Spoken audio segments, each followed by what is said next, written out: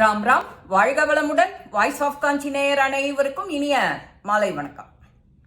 இன்னைக்கு தர்மத்தை பத்தி ஸ்ரீ மகாபாரத உபகதைகள்ல என்ன சொல்லியிருக்கு, பீமனும் யுதிஷ்டிரனும் என்ன சம்பாஷணை பண்றா. மகாபாரத யுத்தம் பாண்டவாளுக்கும் கௌரவாளுக்கும் நடந்தது, இது எல்லாருக்கும் தெரியும். இறுதியில பாண்டவா ஜெயிக்கிறா. கிருஷ்ணன் அவளுக்கு தேரோட்டியா இருந்தார். கிருஷ்ணன் இருக்கிற பக்கம் தானே ஜெயமே ஜெயம். கிருஷ்ணன் பாண்டவாலை ஜெயிக்க வைக்கிறார். அவளுடைய குலகுரு வேதவியாசர் யுதிஷ்டிர சக்கரவர்த்தியா முடிசூட்டுறார். முடிசூட்டின உடனே அவளுக்கு செல்வங்கள் எதுவும் இல்லை இல்லையா, எல்லாத்தையும் காலி பண்ணிட்டு போயிட்டாளே துரியோதனன் வகைரா. அதனால இமயமலைக்கு அந்தண்ட ஒரு பெரிய மலை, அது பக்கத்துல போய் இருக்கிற செல்வ செழிப்பு அப்படியே கொண்டு போய் அவர் காட்டுறார். காட்டி இதை எடுத்துட்டு உங்க ராஜா பரிபாலனத்தை பண்ணுங்கோ அப்படின்னு வியாசர் சொல்றார். யுதிஷ்டர் அவர் கூட போய் அதெல்லாத்தையும் எடுத்துட்டு வரார். எடுத்துட்டு வந்த உடனே நாடு செழிக்கிறது. இதுக்கு நடுப்புற அஸ்வமேத யாகம் பண்ணிட்டே இருக்கா. வருஷக்கணக்கா 15 வருஷமா தொடர்ச்சியா பண்ணிட்டு இருக்கா. அந்த அஸ்வமேத யாகம் பண்ணின பலன் அந்த நாடே செழிக்கிறது. மக்கள் சந்தோஷமா இருக்கா. ரிஷிகளும் முனிகளும் என்னென்ன யார் யார் தேவர்கள் யார் யார் இருக்காளோ எல்லாரும் மகிழ்ச்சி ததும்ப இருக்கா, சந்தோஷமா இருக்கா, சுபிக்ஷமா இருக்கு. இந்த மாதிரி அவ ஒருத்தருக்கும் ஒரு ஒரு அரண்மனை, எல்லாரும் ராஜ பரிபாலனம் அமோகமா பண்றா. விமரிசையா போயின்னு இருக்கு. அந்த மாதிரி ஒரு இடத்துல ஒரு ஒரு அரண்மனை வாசல்லையும் ஒரு மகா பேரி மாதிரி மத்தளம் பெருசா, யார் வந்து கேட்டாலும் இல்லேன்னு சொல்லாத இருக்கணும். அதனால வந்து நிக்கிறவா அங்க நின்று அந்த மத்தளத்தை ஒரு அடி அடிச்சா போறோம், உள்ளே இருந்து ஆள் வருவா, என்ன வேணுமோ அதை நிறைவேற்றி கொடுப்பான். இந்த மாதிரி அது அந்த மகா சக்கரவர்த்தி அவ அரண்மனையில இப்படி இருக்கு. இதுதான் வழக்கம். அங்க ஒரு தடவை ஒரு பிராமணர் அவருக்கு ரொம்ப அந்த பாண்டவாலை பார்த்து ஏதானு கொஞ்சம் காசு பணம் வாங்கிக்கணும் நம்ம வாழ்க்கை ஆதாரத்துக்கு, நம்ம சுபிக்ஷமான வாழ்க்கைக்கு அப்படின்னு நினைச்சுட்டு யோஜனை பண்ணிட்டே நடந்து வந்துட்டு இருக்கார். ஃபர்ஸ்ட் யுதிஷ்டரோட அரண்மனையை பார்க்கிறார். அங்க வந்து பார்த்துட்டு இது ராத்திரி வேலை, தூக்கத்துல இருக்கான். ரொம்ப யுதிஷ்டன் ரொம்ப கலப்பா போய் ஆழ்ந்த தூக்கத்துல இருக்கான். ஆழ்ந்த தூக்கம், அந்த நித்திரங்கிறது ஆழ்ந்த தூக்கத்திலேயே யாரையும் எழுப்பக்கூடாது. அதுவும் ரொம்ப சவுண்ட் ஸ்லீப்னா நம்ம எழுப்புறது கொஞ்சம் தப்பு, பாவமும் கூட. அவர் வந்த பிராமணருக்கு அது தெரியல. கார்த்தால வரைக்கும் பொறுத்திருந்து அவரை கூப்பிட்டுருக்கலாம். இவருக்கு அவசரம், வந்துட்டு நம்ம வாங்கிட்டு மறுநாளைக்கே ஊருக்கு கிளம்பணும்னு. அவர் பேரிய மத்தளத்தை தட்டுன்னு தட்டுறார். தட்டிட்டு நான் என்ன பண்ற, உள்ளே இருந்து காவலாளிகள் எல்லாம் அனுப்புறார் யுதிஷ்டரும் தூக்கத்துல இருக்கிறதுனால இப்போ எல்லாருக்கும் டிஸ்டர்பன்ஸா இருக்கும். இவர் வந்த நேரம் சரியில்லை, அதனால கார்த்தால வந்து என்ன பாருன்னு சொல்லு, உங்களுடைய எந்த விதமான கோரிக்கையையும் நிறைவேற்றப்படும்னு சொல்லிடுங்கன்னு காவலாளிக்கு சொல்லி அனுப்புறார் யுதிஷ்டர். காவலாளிகளும் வெளியில வந்து இந்த பிராமணர்கிட்ட இத சொல்றார். ஓகே, நான் உங்களை கோரிக்கையை ஏத்துக்கிறார், ராஜா வந்து உங்களுக்கு கார்த்தால பதில் சொல்வார் அப்படின்னு சொல்றார். என்னடா அது அப்படின்னு யோசிச்சுட்டு திரும்ப ஃபர்தரா நடக்கிறார். பீமனோட அரண்மனை இதே மாதிரி அங்கேயும் ஒரு மகா பேரி ஒன்று இருக்கு. அந்த பேரினா என்ன, மத்தளம். அந்த மத்தளத்தை இவர் தட்டுறார். அகாலமாச்சேன்னு இவரும் யோசிக்கல, ஏன்னா ஆழ்ந்த தூக்கத்துல இருக்கா இவரும் பீமனும்.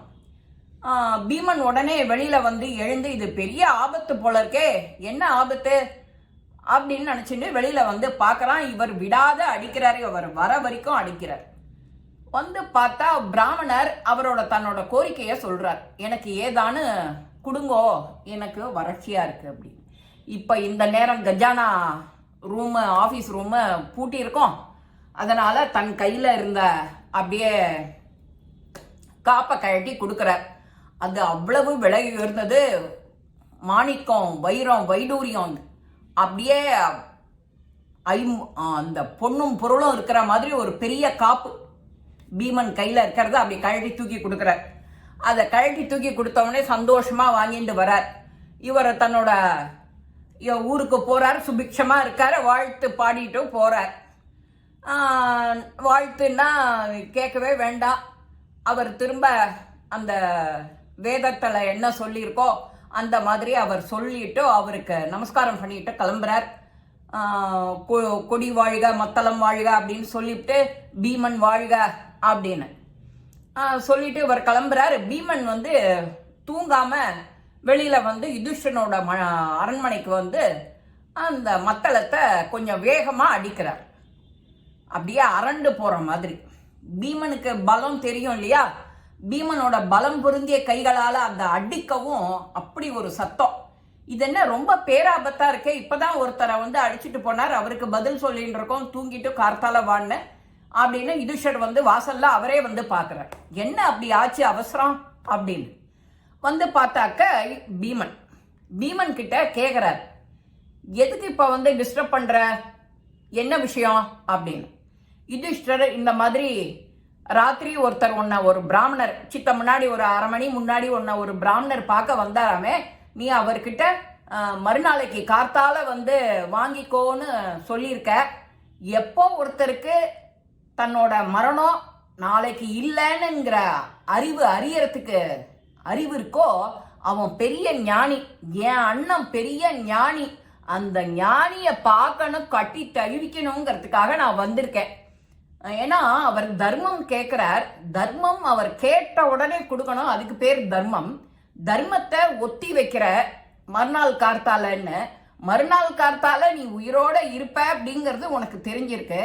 அப்பேற்பட்ட ஞானி என் அண்ணா, அவரை பார்த்து நமஸ்காரம் பண்ணி ஆசி வாங்கிக்கணும்ட்டு வந்தேன் அப்படின்னு பீமன் சொல்லவும் சட்டுன்னு இவருக்கு உரைக்கிறது. சி, நாம என்ன தப்பு பண்ண இருந்தோம், பீமன் நம்மள சரியா நம்ம குற்றத்தை உணர்த்திட்டானே அப்படின்னு பீமனை போய் கட்டி தழுவிக்கிறார் இவர். இல்லடா, கொஞ்சம் ரொம்ப தூக்கமா இருந்தது, அதனால நான் கார்த்தால வான்னு சொன்னேன். தப்புன்னா தர்மம் எப்போ நம்ம கேட்கிறாலோ கேட்ட உடனே உன் மனசு மாறுறதுக்கு முன்னாடி கொடுத்துடணும், அதுக்கு பேர் தான் தர்மம் அப்படின்னு பீமன் சொல்லவும் தன்னோட குற்றத்தை ஒப்புத்துண்டு இனிமே இப்படி எல்லாம் பண்ண மாட்டேன்னு யுதிஷ்டர் பீமன் கிட்ட சொல்றார். எப்பேற்பட்ட டயலாகு! நாமளும் இதைத்தான் உணர்ந்துக்கணும். எதை எப்போ நினைக்கிறியோ, யாருக்கான சாதம் கொடுக்கணுமா, பசியோட வந்திருக்காளா அவளை விரட்டாத ஒரு வா சாதம். யாரான தர்மம் கேட்கறாளா உடனே தர்மம். 5 ரூபாயோ 10 ரூபாயோ என்ன பாக்கெட்ல இருக்கோ உடனே கொடுத்துரு. நாளைக்கு போய் தள்ளி போடாது, எதையுமே நாளைக்கு நாளைக்கு கமா போட்டுட்டே போகாது. எப்போ உன்னால எது முடியுமோ உடனுக்குடனே அதை செஞ்சுட்டா எல்லாருக்கும் பரம பாக்கியம், பரம திருப்தியா இருக்கும். என்ன நான் சொல்றது புரியுறதோ இல்லையா? இந்த மாதிரி பதிவுகள்லாம் உங்க எல்லாருக்குமே பிடிச்சிருக்கும். பிடிச்சிருந்தா மட்டும் போராது, இதை கொண்டு போய் மற்றவாளுக்கு சேர்க்கணும். இதுதான் தர்மம், இப்படி பண்றது தான் தர்மம். இந்த பதிவு உங்க எல்லாருக்குமே பிடிச்சிருக்கும். லைக் பண்ணுங்க, ஷேர் பண்ணுங்க, பெல் பட்டனை கிளிக் பண்ணுங்க, சப்ஸ்கிரைப் பண்ணுங்க, கமெண்ட்ஸ் பாக்ஸ்ல கமெண்ட்ஸ் போடுங்க. ஸ்ரீ மகாபெரிவா திருவடிகளே சரணம். நல்லதே நடக்கும். ஆனந்தமா இருப்போம் நண்பர்களே. வாழ்க வளமுடன்.